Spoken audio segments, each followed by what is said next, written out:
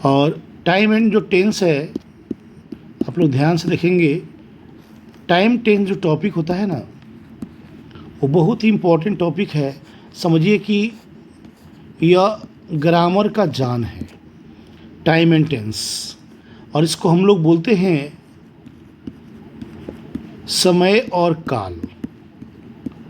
समय और काल हम जो बता रहे हैं, सुनिएगा, मैं लिख के आज बता रहा हूँ। देखिए, समय को देखकर, एक बार मेरी बात को फॉलो करें, सुने आप लोग, ध्यान से सुने। समय को देखकर काल की पहचान करना ही टाइम एंड टेंस कहलाता है। जिस तरह समय होगा उसी तरह काल होगा। तो आप सिंपल समझिएगा, to choose tense according to time. To choose tense according to time, इसका मतलब चूज का मतलब चुनना होता है, टेंस का मतलब काल होता है, अकॉर्डिंग का मतलब के अनुसार, टू टाइम। टेंस को चुनते हैं समय के अनुसार, जिस तरह समय होता है उसी तरह टेंस होता है। जैसे एग्जाम्पल आप मान के चलिएगा, हम एक बार रिवीजन भी हो जाएगा, आपको सही रहेगा। रोहन इज ए आवाज गोइंग टूडे। तो आप बताइए हमको, यहाँ टुडे लगा हुआ है, टुडे लगा हुआ है, तो टुडे मतलब आज, तो इसमें क्या होगा, इज होगा। और यही क्वेश्चन हो जाए, रोहन इज ए आवाज गोइंग एस्टरडे, गोइंग एस्टरडे, तो हमको आप बताइए, एस्टरडे मतलब बीता हुआ कल है, तो इसमें क्या होगा, वाज होगा। ठीक है, तो आपको बस इतना ही याद रखना है कि जिस तरह टाइम होगा उसी तरह टेंस लगाएंगे। यहाँ टाइम मेरा टुडे है तो इसमें इज लग गया, और यहाँ टाइम ही हो गया एस्टरडे हो गया, तो मेरा यहाँ लग गया वाज लग गया। ठीक है, तो यहाँ समय हो गया टुडे, तो यहाँ इज लगा, टुडे मतलब आज, और एस्टरडे लग गया तो यहाँ वाज लग गया। ठीक है, तो समय को देखकर टेंस की पहचान करना टाइम एंड टेंस कहलाता है। अब रहा जो हम बता रहे हैं, बाबू सुनिएगा, आप लोग ध्यान से सुनेंगे क्योंकि इसका क्लास इंपॉर्टेंट है। अब rules of time and tense, rules of T and T. T and T का मतलब होता है टाइम एंड टेंस।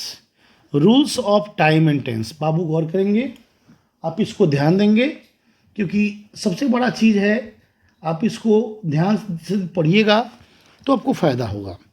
इसका पहला रूल था, मेरा बताए थे आप लोग को, टाइम का रूल था। दूसरा रूल था टेंस का रूल था। तीसरा रूल था जिसका नाम था आपको डबल सेंटेंस, डीएस। और चौथा रूल था सिंगल सेंटेंस। 4 रूल था इसका, और आप जानते भी होंगे इसका कि 4 रूल आपको, यह टेंस का जान है, टाइम टेंस का जान है। ठीक है, ये बड़ा बात है कि पढ़ाई ईमानदारी की चीज़ होती है, और पढ़ाई ईमानदारी की चीज़ होना भी चाहिए। तो पहला रूल था मेरा टाइम का, दूसरा था टेंस का, तीसरा था डबल सेंटेंस का, चौथा था सिंगल सेंटेंस का। ठीक है, तो इसमें सबसे पहला रूल आपका है टाइम।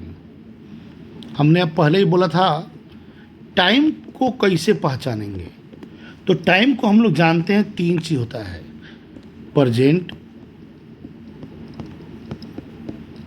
पास्ट और फ्यूचर होता है।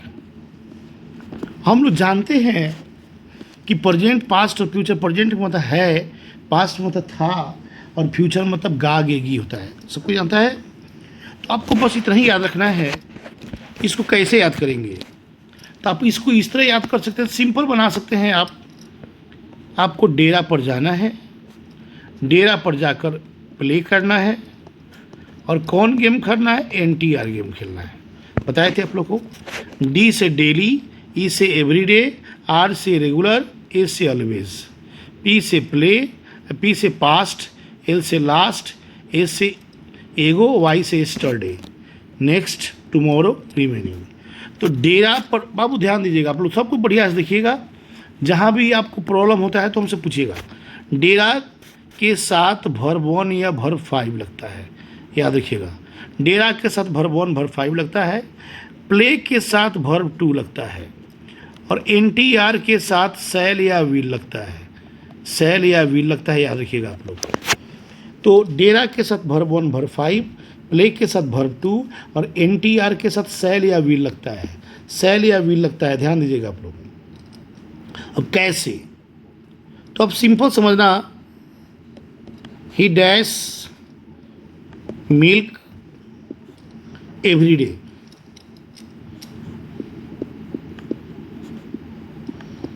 आपको यहां पर क्वेश्चन देगा ड्रिंक्स और ड्रैंक। अब आप लोग को बताना है इसमें क्या होगा। तो यहाँ एवरीडे है, तो डेरा daily, everyday, regular, always, verb 1 verb 5। तो यहाँ ही दिया हुआ है, तो क्या होगा यहाँ वर्ब 5 ड्रिंक्स होगा। प्ले के साथ वर्ब 2 लगता है। आप लोग इसको ध्यान देंगे आप लोग, क्योंकि सबसे पहला चीज़ है कि ध्यान देना इसलिए ज़रूरी है, ज़रूरी नहीं मजबूरी है, क्योंकि आज की बचत कल की मुस्कान होती है। आपको मालूम है, आज की बचत कल की मुस्कान है, और इसीलिए आजकल सब कोई परेशान है। चलिए, तो अभी जो बताने जा रहे हैं उस पर ध्यान दें। चलिए, अब पुनः मैं आ गया आपके साथ, और पहला नियम बताए हैं डेरा के साथ वर्ब 1 वर्ब 5। अब प्ले के साथ वर्ब 2 लगता है, बताए हैं आपको। पी से पास्ट, एल से लास्ट, ए से एगो और वाई से एस्टरडे। इसको याद रखिएगा आप लोग, और जहाँ भी आपको प्रॉब्लम हो आप जरूर पूछें। तो इस 4 के वर्ड के साथ लगता है वर्ब 2 लगता है। जिससे क्वेश्चन रहेगा ही dash to Delhi last Sunday, और यहाँ रहे गो या वेंट।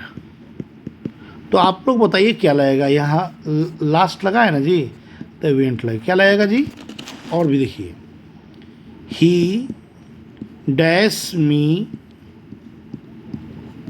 लॉन्ग एगो, यहाँ रहे मीट, मीट्स, मेट। तो यहाँ एगो है, यहाँ ध्यान दीजिएगा सब कोई आप लोग। यहाँ एगो है, एगो है, तो एगो है तो दूगो लगता है, तो मीट तो होगा नहीं, मीट्स तो होगा नहीं, मेट होगा। तो यहाँ लास्ट लगा है, तो इसमें वर्ब 2 होगा, वेंट होगा। तो आपको सिंपल याद रखना है कि प्ले के साथ वर्ब 2 लगता है, प्ले के साथ वर्ब 2 लगता है, ध्यान देंगे आपको। अब तीसरा इसका था कि भाई NTR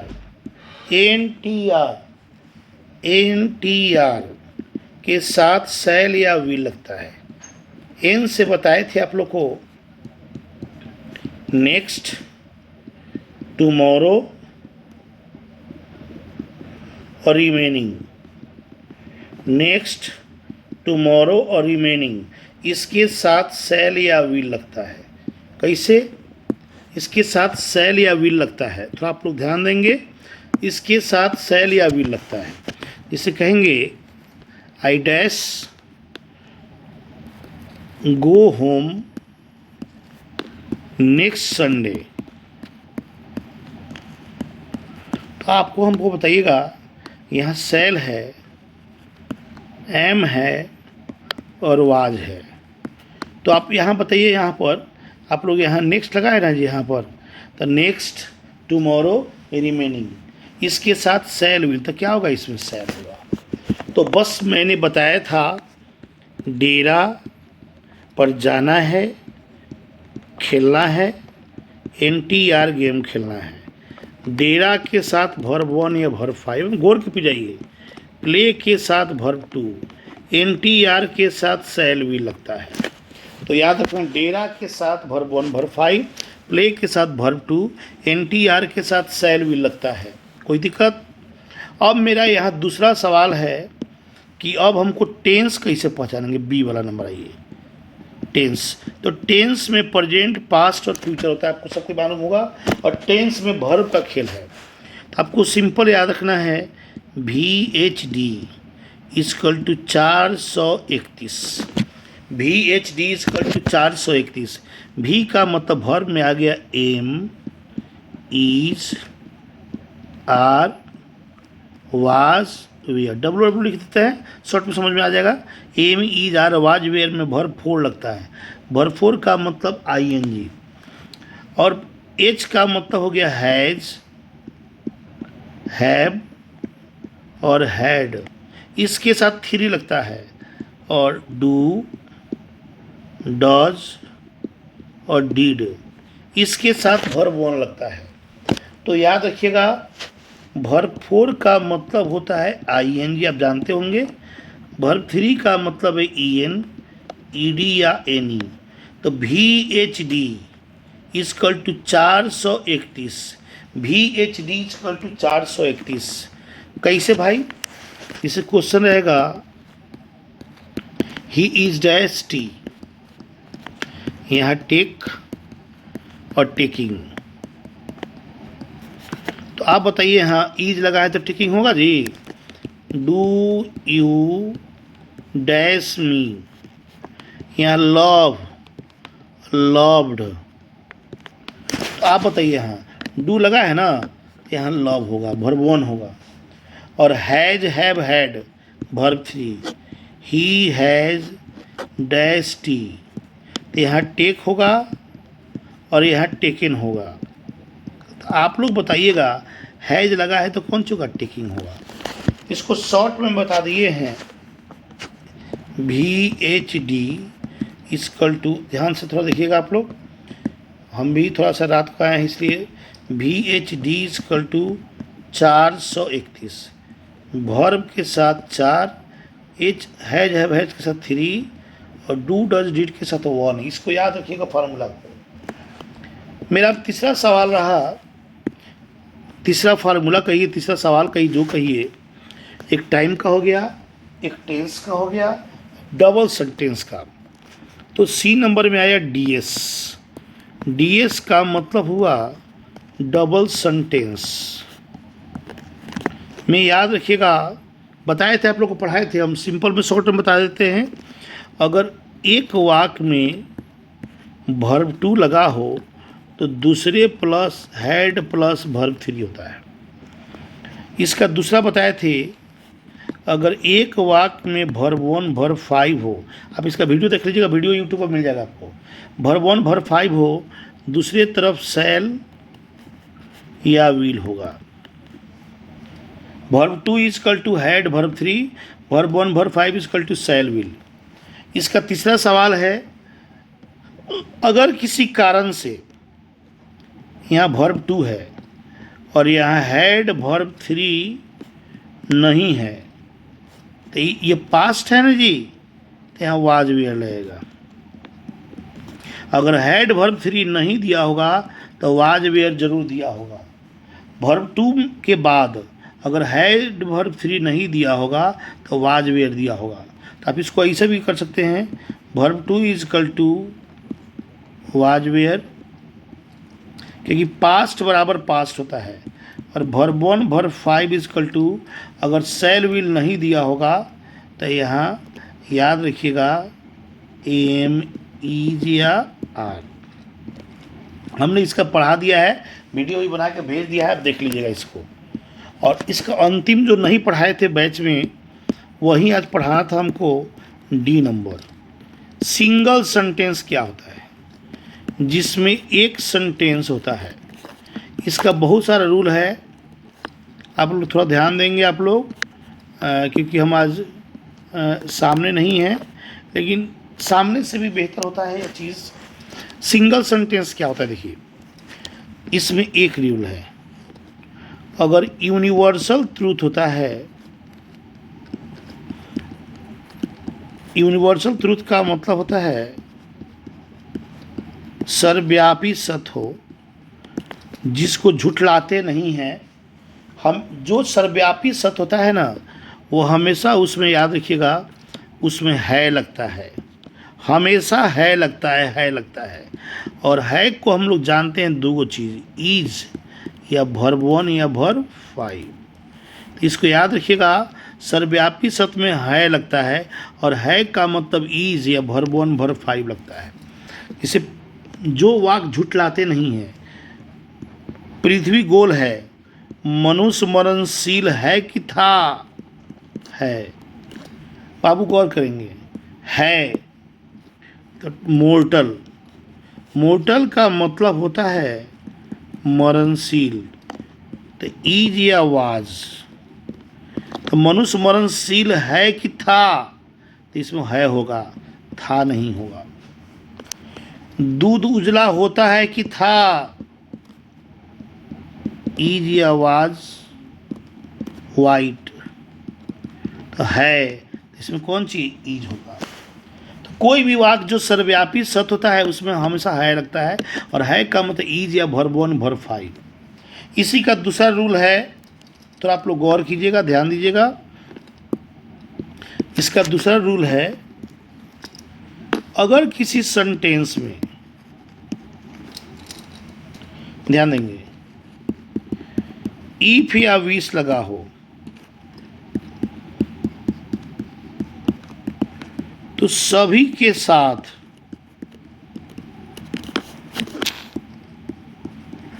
वेयर लगता है। इफ और विश लगा हो, सभी के साथ का मतलब आई, ही, सी, इट, नेम, दे, कुछ भी लगा हो उसमें वेयर लगेगा। जैसे क्वेश्चन होगा, if I dash a king, हमारे बउआ लोग इसमें वाज भर देगा, लेकिन वाज गलती हो जाएगा, इसमें क्या लगेगा, वेयर लगेगा। क्योंकि जब इफ और विश लगता है सभी में वेयर लगता है। विश ही डैश ए बर्ड, इसमें वाज वेयर, तो यहाँ विश लगा है ना, तो इसमें वेयर लगेगा, इसको याद रखिएगा। इसके बाद रूल है जो बताने जा रहे हैं, सुनिएगा। अगर वाक्य में सीन्स या फॉर लगा हो, ध्यान दीजिएगा, नाउ लगा हो या लुक लगा हो, तो सभी के साथ वर्ब 4 लगता है। इसको याद रखना है आप लोग को। सीन्स फॉर नाउ या लुक लगे तो उसमें सभी के साथ क्या लगता है, वर्ब 4 लगता है। वर्ब 4 लगता है। हम देखो कैसे, थोड़ा सा एग्जाम्पल के साथ बताते हैं, आपको ज़्यादा समझ में आएगा। इसमें एग्जाम्पल बताएंगे, ज़्यादा आपको समझ में आएगा। और शायद हम इसलिए बोल रही बात को क्योंकि कुछ समझना भी ज़रूरी होता है, कुछ पढ़ना भी ज़रूरी होता है।